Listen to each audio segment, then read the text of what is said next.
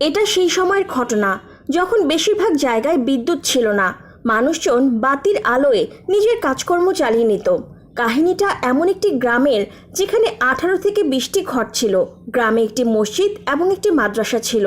গ্রামের মধ্যবর্তী স্থানে একটা কূপ ছিল, যার পানি অনেক সুস্বাদু এবং ঠান্ডা ছিল।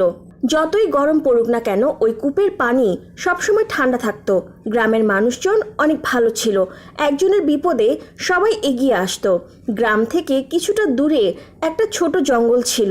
জঙ্গলটা বড় বড় গাছে পরিপূর্ণ ছিল। গ্রামটা উঁচু জায়গায় হওয়ার কারণে এখানে খুব বেশি পানি জমতো না। এই ঘটনাটি সেই গ্রামে বসবাসকারী একজন মৌলভী সাহেবের। তার বয়স খুব বেশি ছিল না। তিনি দেখতে অনেক সুন্দর ছিলেন। মৌলভী সাহেব ছিলেন অবিবাহিত। তিনি গ্রামের মেয়েদের খুব সম্মান করতেন, তাই গ্রামের সবাই তাকে অনেক ভালোবাসতো এবং সম্মান করত। তিনি গ্রামের ছেলে মেয়েদের কোরআন শিক্ষা দিতেন। এছাড়াও গ্রামের মানুষদের তিনি বিভিন্ন জড়িবুটি দিয়ে চিকিৎসা করতেন। তার নাম ছিল জামিল। তিনি খুব সকাল সকাল ফজরের আজানের জন্য মসজিদে চলে যেতেন। গ্রামের সব মানুষেরাই নামাজ পড়ত। মৌলভী সাহেবের কাজ ছিল সকালবেলা মসজিদে গিয়ে ঝাড়ু দেওয়া এবং এরপর আজান দিয়ে নামাজ পড়ানো। ফজরের নামাজ শেষে তিনি মাদ্রাসার বাচ্চাদের কোরআনের তালিম দিতেন। সন্ধ্যার সময় তিনি জঙ্গলে গিয়ে কোরআন তেলাওয়াত করতেন। সবাই এই ব্যাপারে জিজ্ঞাসা করলে তিনি বলতেন, এই সময়টায় এই জায়গায় কোরআন তেলাওয়াত করলে আমি হৃদয় প্রশান্তি পাই। একদিন তিনি সন্ধ্যার সময় জঙ্গলে গিয়ে কোরআন তেলাওয়াত করার সময় কিছু একটা শব্দ পান। প্রথম দিকে তিনি খুব একটা গুরুত্ব দেননি, কিন্তু যখন আওয়াজটা বারবার আসতে থাকলো তখন তিনি জঙ্গলের ভেতরে গিয়ে দেখেন একটা হরিণ আহত হয়ে জঙ্গলের মধ্যে পড়ে আছে। মৌলভী সাহেব সঙ্গে সঙ্গে জঙ্গলের লতাপাতা হরিণের সেই ক্ষত জায়গায় লাগিয়ে দেন। এতে হরিণটা খুব আরাম পায়। সে আর কোনো আওয়াজ করছিল না। মৌলভী সাহেব তখন আল্লাহ তাআলার শুকরিয়া আদায় করেন, কারণ তার কারণে একটা অবলা প্রাণী জীবন বেঁচে গেছে। পরক্ষণেই তিনি ভাবতে থাকেন, এই জঙ্গলে পাখি ছাড়া অন্য কোনো প্রাণী নেই, তাহলে এই হরিণ কোথা থেকে আসলো। তিনি এটা ভাবতে থাকলেন যে হতে পারে পাশের জঙ্গল থেকে হরিণটা এসে পড়েছে। পরের দিন একই সময় তিনি ওই জায়গায় এসে কোরআন তিলাওয়াত করতে লাগলে অদ্ভুত একটা ঘটনা ঘটে। আজ ওই হরিণটা এখানে এসে মৌলভী সাহেবের পায়ে চুমু দিতে থাকে, আর সে ভালোবাসার দৃষ্টিতে মৌলভী সাহেবের দিকে দেখছিল। যতক্ষণ পর্যন্ত মৌলভী সাহেব কোরআন তিলাওয়াত করলেন ততক্ষণ পর্যন্ত হরিণটা তার কাছেই বসেছিল। মৌলভী সাহেব কোরআন তিলাওয়াত করা শেষ করে উঠে যেতেই হরিণটাও চলে গেল। এই ঘটনা এবার প্রতিদিন ঘটতে থাকলো। মৌলভী সাহেব যখনই জঙ্গলে গিয়ে কোরআন তেলাওয়াত করতেন তখনই হরিণটা তার কাছে আসতো। মৌলভী সাহেব প্রতিদিন হরিণকে খেতে দেওয়ার জন্য কিছু একটা নিয়ে যেতেন। একদিন মৌলভী সাহেব হরিণটিকে দেখতে পেলেন না, কিন্তু সুগন্ধ পেলেন এবং একটা মেয়ের হাসির আওয়াজ তিনি শুনতে পেলেন। মৌলভী সাহেব এদিক ওদিক তাকিয়ে কাউকে না দেখতে পেয়ে গ্রামে চলে আসলেন। জুবাইর নামের একজন এই গ্রামেই বসবাস করত। সে একদিন অনেক ভীত অবস্থায় মৌলভী সাহেবের কাছে আসলো। সে বলল, মৌলভী সাহেব, আমার ছেলেকে বাঁচান। মৌলভী সাহেব অবাক হয়ে জিজ্ঞেস করলেন, কি হয়েছে আপনার ছেলের? কিন্তু জুবাইর কিছুই বলতে পারল না। মৌলভী সাহেব তার সঙ্গে কিছু জড়িবুটি নিয়ে জুবাইরের বাড়িতে চলে গেলেন। তার 11 বছরের ছেলে একটা খাটলিতে শুয়েছিল। ছেলেটার গায়ের রং নীল হয়ে যাচ্ছিল। জুবাইর তখন বলল, গ্রামের ছেলেদের সঙ্গে খেলতে খেলতে হঠাৎ করে আমার ছেলেটা দৌড়ে বাড়িতে চলে এসেছে। ওর সম্পূর্ণ শরীর অনেক জ্বলছে। মৌলভী সাহেব বললেন, অবশ্যই কোনো বিষাক্ত প্রাণী কামড়ে দিয়েছে। মৌলভী সাহেব কিছু জড়িবুটি সেই ক্ষত জায়গায় লাগিয়ে দিলেন, কিন্তু এতে কোনো কাজ হলো না। তিনি অনেক চিন্তিত হয়ে পড়লেন। তিনি সবাইকে বাইরে যেতে বললেন আর কোরআন তেলাওয়াত করতে থাকলেন। এরপর তিনি আল্লাহর দরবারে হাত তুলে বললেন, হে আল্লাহ, তুমি রক্ষা করো। তখনই হঠাৎ করে তিনি সেই সুগন্ধটা পেলেন যা কিনা তিনি জঙ্গলে পেয়েছিলেন। এরপর হঠাৎ করে ছেলেটি চোখ খুলল। এটা দেখে মৌলভী সাহেবের চোখ দিয়ে পানি পড়তে থাকলো। তিনি আল্লাহর অনেক শুকরিয়া আদায় করলেন। সন্ধ্যাবেলায় মৌলভী সাহেব জঙ্গলে গিয়ে কোরআন তেলাওয়াত করার সময় আবারও সেই সুগন্ধ পেলেন। তিনি দূরে একটা ছায়া দেখতে পেলেন যা কিনা দেখতে দেখতে আকাশের দিকে চলে গেল। পরের দিন ফজরের সময় মৌলভী সাহেব মসজিদে গিয়ে দেখতে পেলেন আগে থেকেই বাতি জ্বালিয়ে দেওয়া ছিল এবং সম্পূর্ণ মসজিদ পরিষ্কার করে রাখা হয়েছিল। তিনি আশেপাশে তাকিয়ে কাউকে দেখতে পেলেন না। তিনি একদম হতবাক হয়ে গেলেন। বাচ্চাদের কোরআনের তালিম দিয়ে তিনি বাড়িতে এসে একই সুগন্ধ পেতে থাকলেন। তিনি দেখতে পেলেন টেবিলের ওপরে গরম গরম রুটি এবং হালুয়া রাখা রয়েছে। মৌলভী সাহেব সঙ্গে সঙ্গে কোরআন তেলাওয়াত করতে শুরু করলেন। এরপর তিনি বললেন, এখানে যেই থাকো না কেন আমার সামনে এসো। তখন একটা সাদা আলো দেখা গেল, যা কিনা ধীরে ধীরে খুব সুন্দর একটা মেয়েতে পরিণত হলো। মেয়েটির লম্বা লম্বা চুল, গোলাপি ঠোঁট, নীল চোখ এবং মুক্তার মতো দাঁত দেখে তাকে জান্নাতি হুরের মতো লাগছিল। মৌলভী সাহেব অবাক হয়ে তাকে জিজ্ঞাসা করলেন, কে তুমি, আর আমার কাছে কি চাও? মেয়েটি বলল, আমি একটা পরী। যখন থেকেই আপনাকে দেখেছি তখন থেকেই আমি আপনাকে ভালোবাসতে শুরু করেছি। যে হরিণকে আপনি বাঁচিয়েছিলেন সেটা আমি ছিলাম। আপনার মহানুভবতা দেখে আমি নিজেকে নিয়ন্ত্রণ করতে পারিনি। আপনি এটা জেনে অবাক হবেন যে আমার বয়স 1200 বছর। আমি তখন থেকেই আপনাদের বংশের লোকেদের চিনি, যখন থেকে আমরা পৃথিবীতে আসতে শুরু করি। একটা জাদুকর আমাদের কয়েকজন বোনকে আটকে ফেলেছিল, তখন আপনার পর দাদা আমাদের মুক্ত করেছিলেন। এরপর থেকেই আমি তার খেদমত করতে থাকি, আর ধীরে ধীরে আপনাদের বংশের সবার খেদমত করে আসছি। আপনাকে দেখার পরে আমি নিজেকে নিয়ন্ত্রণ করতে পারিনি, আমি আপনাকে ভালোবেসে ফেলেছি। তখন মৌলভী সাহেব বললেন, কিন্তু এটা কিভাবে সম্ভব? আমি একজন মানুষ আর তুমি একজন পরী। পরীটি তখন বলল, কেন সম্ভব নয়? আল্লাহ তাআলা তার প্রত্যেকটা মাখলুকাতের মধ্যেই ভালোবাসা দিয়েছেন। আমি আপনাকে শুধুমাত্র ভালোই বাসিনি, আমি আপনাকে বিয়েও করতে চাই। আপনি কোনো চিন্তা করবেন না, শুধুমাত্র আপনি ছাড়া আমি কারো সামনে আসবো না। আমি সবসময় আপনার পাশেই থাকবো। মৌলভী সাহেব কিছুটা পেরেশান হয়ে বললেন, আমাকে কিছুটা সময় দাও। এসব সিদ্ধান্ত হঠাৎ করে নেওয়া যায় না। আবার তুমি একজন পরী, তা তোমার নাম কি? পরীটি বলল, আপনি আমাকে নীলম বলে ডাকতে পারেন। এই বলেই পরীটি গায়েব হয়ে গেল। সেই রাতে অনেক ঝড় বৃষ্টি হয়েছিল। মৌলভী সাহেব নিজের ঘরে শুয়ে থেকে পরীটির কথা ভাবছিলেন, এখন আমার কি করা উচিত? পরীটি আমাকে অনেক ভালোবাসে, কিন্তু ওর সঙ্গে আমার বিয়ে কিভাবে সম্ভব? মৌলভী সাহেব আর কিছুই ভাবতে পারলেন না। তিনি সঙ্গে সঙ্গে উঠে কোরআন তেলাওয়াত করতে থাকলেন। এরপর তিনি আল্লাহর দরবারে দোয়া করতে থাকলেন, হে আল্লাহ, তুমি সবসময় আমাকে সাহায্য করেছো, এই সময়েও তুমি আমাকে সাহায্য করো। এই দোয়া করতেই মৌলভী সাহেব গভীর ঘুমে আচ্ছন্ন হয়ে পড়লেন।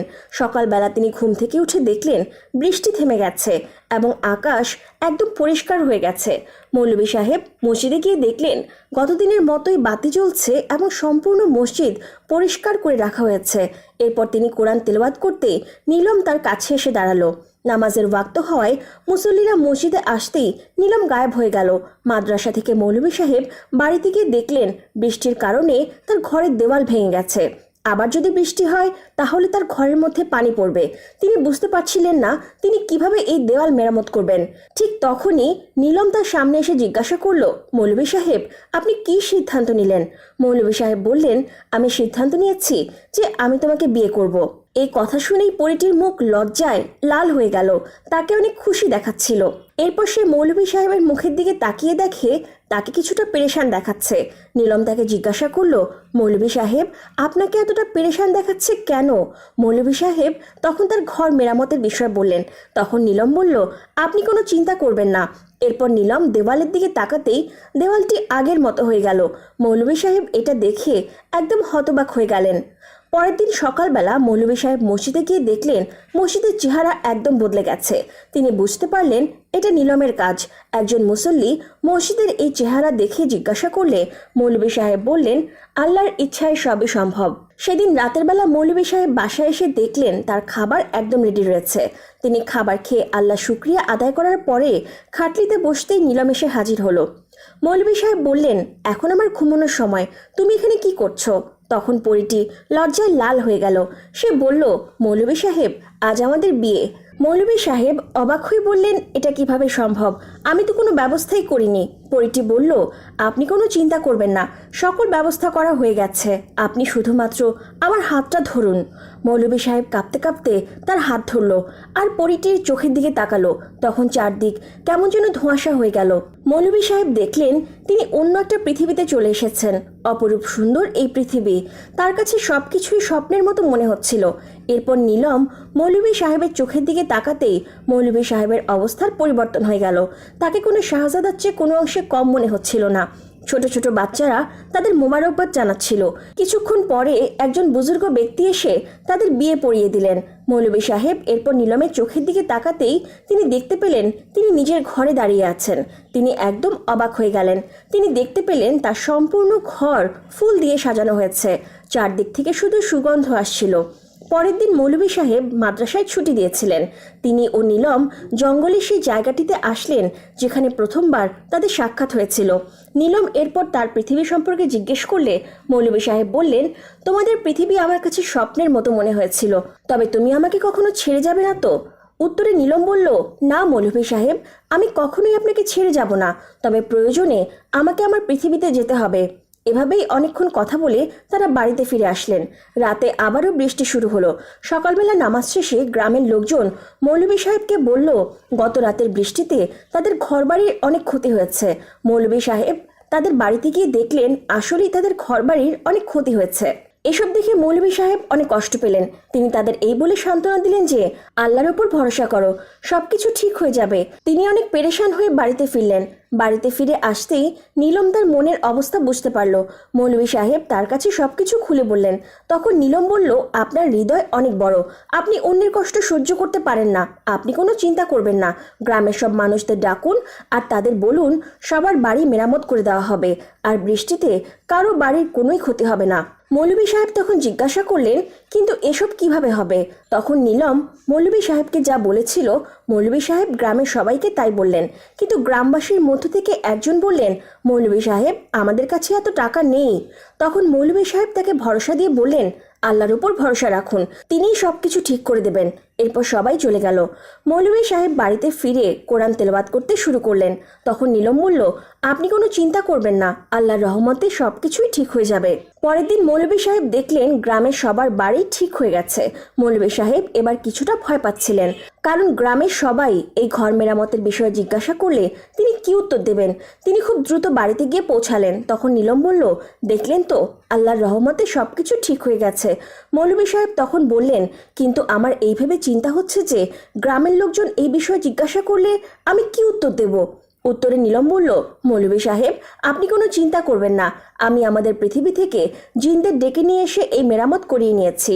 আর গ্রামের কারো এটা মনেই থাকবে না যে তাদের ঘর কখনো ভেঙেছিল, আবার তা পুনরায় মেরামত করা হয়েছে। মৌলভী সাহেব নীলমের শুকরিয়া আদায় করে বললেন, আর যদি তুমি না থাকতে তাহলে গ্রামবাসীর এই দুর্দশা এত সহজে ঠিক হতো না। এভাবেই কয়েক বছর কেটে গেল। মৌলভী সাহেব একটা পুত্র ও এক কন্যা সন্তানের পিতা হলেন। তাদের সন্তান অনেক সুন্দর ছিল। যখন মৌলভী সাহেব ও নীলম তাদের সন্তানদের নিয়ে বাইরে বের হতেন, তখন নীলম তার সন্তানদের নিজের আঁচলের নিচে লুকিয়ে নিত, আর এতে করে তাদের সন্তানদের মানুষজন দেখতে পেত না। গ্রামের লোকজন মৌলভী সাহেবকে বিয়ে করার জন্য বলতেন, কিন্তু মৌলভী সাহেব হাসি মুখে তাদেরকে না করে দিতেন। একদিন মৌলভী সাহেবের মেয়ে সাবিহার শারীরিক অবস্থা খারাপ হয়ে গেল। মৌলভী সাহেব জড়িবুটি পিষে খাওয়ালেন, কিন্তু তাতে কোনো কাজ হলো না। এটা দেখে নীলম বলল, এই রোগের চিকিৎসা আমাদের পৃথিবীতে রয়েছে, আপনি যদি অনুমতি দেন তাহলে আমি সাবিহাকে আমাদের পৃথিবীতে নিয়ে যেতে পারি। মৌলভী সাহেব নিজের স্ত্রী ও সন্তানদের অনেক ভালোবাসতেন, কখনো তাদের হাতছাড়া করতেন না। কিন্তু নিজের মেয়ের এমন অবস্থা তিনি সহ্য করতে না পেরে নীলমকে অনুমতি দিয়ে দিলেন। নীলম ঘরের দেওয়ালের দিকে তাকাতেই একটা রাস্তা বের হলো এবং তারা মামে চলে গেল। এরপর দেওয়াল ঠিক আগের মতোই হয়ে গেল। মৌলভী সাহেবকে উদাস অবস্থায় দেখে তার ছেলে ফাইয়াজ বলল, আব্বাজান, আপনি কোনো চিন্তা করবেন না, আমি তো আপনার সাথে রয়েছি। 2 দিন পার হওয়ার পরেও নীলমের কোনো খোঁজ ছিল না। মৌলভী সাহেবকে চিন্তিত দেখে তার ছেলে ফাইয়াজ বলল, আব্বাজান, আপনি কোনো চিন্তা করবেন না, তারা খুব শীঘ্রই চলে আসবে। এই বলে ফাইয়াজ দেওয়ালের দিকে তাকাতেই একটা আলো দেখা গেল। মৌলভী সাহেব দেখতে পেলেন সাবিহা বিছানায় শুয়ে আছে আর নীলম তার পাশে বসে আছে। এটা দেখে মৌলভী সাহেব হৃদয় প্রশান্তি পেলেন। পাশাপাশি তিনি এটা ভেবে অবাক হয়ে গেলেন যে তার ছেলেও নীলমের মতো একটা জিন। মৌলভী সাহেবকে পেরেশান অবস্থায় দেখে ফাইয়াজ বলল, আব্বা, আমার আম্মি যেমন একজন পরী, ঠিক তেমনি আমি একজন জিন। আমাকে এই পৃথিবীতে আপনার সন্তান রূপে পাঠানো হয়েছে। আমি আপনার সন্তান হয়ে সব দায়িত্ব পালন করব। এই কথা শুনে মৌলভী সাহেবের চোখ দিয়ে পানি পড়তে শুরু করলো। তিনি তার ছেলেকে জড়িয়ে ধরলেন। পরের দিন দুপুরবেলা গ্রামের সবাই পেরেশান হয়ে মৌলভী সাহেবের কাছে আসলেন আর তাকে বললেন তাদের জমিতে অদ্ভুত ধরনের একটা পোকা হয়েছে, যেই পোকা সব ফসল নষ্ট করে ফেলছে।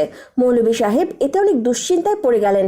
তিনি সবাইকে বললেন, আপনারা সবাই আল্লাহর দরবারে দোয়া করুন, তিনি সবকিছু ঠিক করে দেবেন। মৌলভী সাহেব বাড়িতে ফিরে এলে তার ছেলে ফাইয়াজ তাকে দুশ্চিন্তাগ্রস্ত মুখ দেখে জিজ্ঞাসা করলো, আব্বাজান কি হয়েছে, আপনাকে এত পেরেশান দেখাচ্ছে কেন? মৌলভী সাহেব তাকে কোনো উত্তর না দিয়ে কোরআন তেলাওয়াত করতে থাকলেন আর কান্নাকাটি করে আল্লাহর দরবারে গ্রামবাসীর জন্য দোয়া করতে থাকলেন। ফাইয়াজ মৌলভী সাহেবের কান্নাকাটি শুনে তার কাছে এসে বলল, আব্বাজান আপনি কোনো চিন্তা করবেন না। এই বলে সে চোখ বন্ধ করে কোরআন তেলাওয়াত করতে থাকলো। কিছুক্ষণ পরে সে চোখ খুলে বলল, আব্বাজান আপনি গ্রামের কূপ থেকে এক বালতি পানি নিয়ে আসুন। এরপর মৌলভী সাহেব কূপ থেকে পানি নিয়ে আসলে ফাইয়াজ সেই পানি দম করে মৌলভী সাহেবকে দিল। এরপর সে বলল, আপনি এই পানি কূপের মধ্যে আবার ফেলে দিন আর গ্রামবাসীদের বলুন এই কূপ থেকে পানি নিয়ে তাদের জমিতে ছিটিয়ে দিতে এবং সন্ধ্যার আগেই জমি থেকে ফিরে আসতে। ইনশাআল্লাহ তাদের মুসিবত দূর হয়ে যাবে। মৌলভী সাহেবের কথা মতো গ্রামবাসীরা কাজ করলো, কিন্তু তবুও তারা অনেক পেরেশান ছিল। মৌলভী সাহেব তাদেরকে আল্লাহর উপর ভরসা রাখার কথা বললেন। পরের দিন সকালবেলা সবাই তাদের জমিতে গিয়ে দেখতে পেল জমিতে একটাও পোকামাকড় নেই, আবার তাদের ফসল আগের চেয়ে অনেক ভালো দেখাচ্ছে। সবাই গ্রামে ফিরে এসে মৌলভী সাহেবের কাছে সবকিছু খুলে বলল। এরপর আল্লাহ তাআলার দরবারে শুকরিয়া আদায় করে নফল নামাজ পড়ল। মৌলভী সাহেব গ্রামবাসীদের জন্য যেমন পেরেশানিতে ছিলেন, ঠিক তেমনি নীলম ও সাবিহার জন্য রাতের বেলা অনেক চিন্তা করছিলেন। তিনি তার স্ত্রী মেয়ের ফিরে আসার জন্য অপেক্ষা করছিলেন। হঠাৎ করে দেওয়ালে আলো জ্বলে উঠল আর সাবিহা দৌড়ে এসে মৌলভী সাহেবের গলা জড়িয়ে ধরল। সে এখন সম্পূর্ণরূপে সুস্থ। নীলমও ফিরে এসেছিল। এভাবে সুখে শান্তিতে দিন কেটে যেতে থাকলো। মৌলভী সাহেবের 2 সন্তান প্রাপ্তবয়স্ক হয়ে উঠল। তার 2 সন্তান তাদের মায়ের মতোই দেখতে হয়েছিল। হঠাৎ করে একদিন সন্ধ্যায় মৌলভী সাহেবের শারীরিক অবস্থা খারাপ হয়ে যায়। তার সন্তানেরা এবং তার স্ত্রী তার পাশেই বসেছিলেন। মৌলভী সাহেব তার স্ত্রী নীলমকে বললেন, আমার সময় ফুরিয়ে এসেছে। আমি চাই আমার মৃত্যুর পরে তোমরা যেখানেই থাকো না কেন এই গ্রামের মানুষদের একটু দেখে রেখো। তার কিছু হবে না এমনটাই নীলম বোঝানোর চেষ্টা করছিল। তখন মৌলভী সাহেব বললেন, নীলম, মৃত্যুর আগে মানুষ তার মৃত্যুর খবর পেয়ে যায়। এরপর তিনি তার সন্তানদের আদর করলেন আর এই পৃথিবী ছেড়ে চলে গেলেন। সকালবেলা মৌলভী সাহেবের ছেলে ফাইয়াজ সন্তান হিসেবে তার বাবার প্রতি শেষ দায়িত্ব পালন করলো। এরপর নীলম, ফাইয়াজ ও সাবিহা নিজেদের পৃথিবীতে চলে গেল।